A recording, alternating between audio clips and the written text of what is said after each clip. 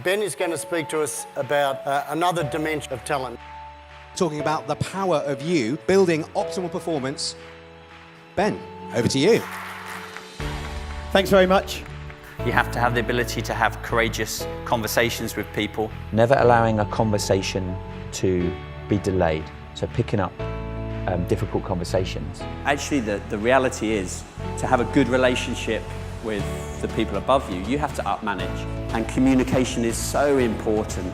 And often when we talk about effective ways to talk, you forget about the other side of the coin, listening properly, letting people fully exhume themselves when they're talking. And once you become and try and get them to be the best version of themselves, they surprise themselves, because if I'm telling them this guy's amazing at what he does and can communicate this well, then it gives them confidence that they're really competent. I go in to do MOTs in different organisations and governing bodies, and a lot of these organisations get a complete disconnect and don't value the employee as much, and as a result of that, they get lost. Anything that I was going to do going forward, I had to make sure they had an absolute connection to why they were doing it. I explained it, they bought in, then they owned it, gave them empowerment, and it made the whole thing stronger. Once they had buy-in and they felt empowered, then I could see that they were going to start soaring. It's the same as an organisation. You want to be a CEO that isn't there that week and actually it doesn't affect your profit margins or the way that your organisations run. The word you used earlier, alignment, is just so crucial in success.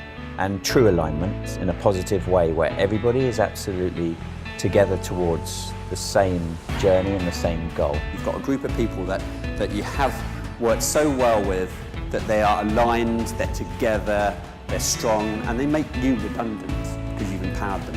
And I'll talk about creating an environment where you get black and white, because in sport, the same in business, grey can kill you. If you blur the edges with anybody, then your black and white no longer is black and white.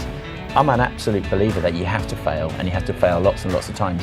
Ultimately, you've got to create that psychologically safe environment. All those key psychological needs that you will need in your environment as much as I need in mine were in place. Whenever you get your end of quarter figures and your profits at the end of the year, you have to be able to, hand on heart, say, well, I really had something to do with that. If I'm not in this organisation, that figure is not going to be as high. They have to have that Connection between consistent behaviours and living your values on a day-to-day basis, then they have a performance that you can be proud of every single day. Simplicity, being kind to people, being authentic. Sometimes simple is good. What gets measured gets managed, and it's about measuring the things that are key.